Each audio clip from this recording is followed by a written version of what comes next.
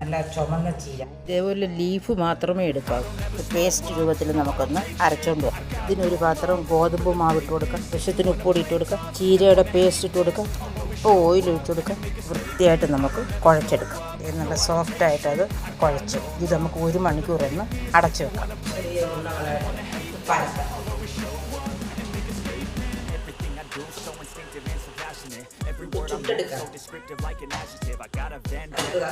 മാറ്റി വെക്കാം. അതിന് നേരെ എടുത്ത് ഗ്യാസിന് മുകളിലിട്ട് വെക്കാം. ആ സമയം കൊണ്ട് അടുത്ത ചപ്പാത്തി ഇതിനകത്ത് ഇടാം. ഇത് നമുക്ക് ഇനി തീ കൂട്ടി കൊടുത്തുകൊണ്ട് വേണം ഇത് തിരിച്ചു മറിച്ച്. അപ്പോഴാണിത് പൊങ്ങുന്നത്. നല്ല വൃത്തിയായിട്ട് പൊങ്ങുന്നത്.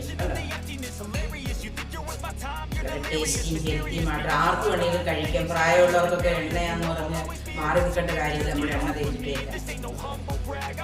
അതേപോലെ ചപ്പാത്തി എല്ലാം നമുക്ക്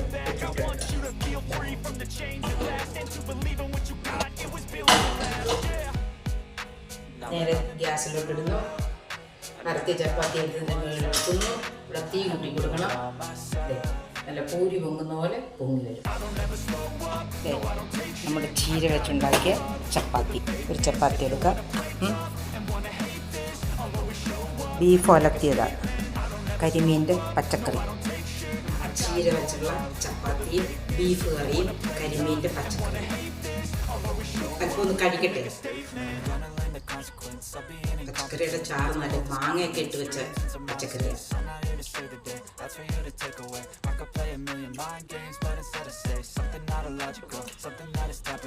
നല്ല കോമ്പിനേഷനാണ്. ഇവിടെ ചീരയൊക്കെ വെച്ചതും നമ്മൾ ചീരയും ഗോതമ്പുമാവും കൂടെ ഒറ്റയടിക്കും റെഡിയാവും. കുഞ്ഞുങ്ങൾക്ക് കൊടുത്ത വളരെ വൈറ്റമിനായിരുന്നു. 10 മണിക്കൊക്കെ ടിഫിൻ വെച്ചു കൊടുക്കും. പിന്നെ ഒരു ചപ്പാത്തി വെച്ച് കൊടുത്താൽ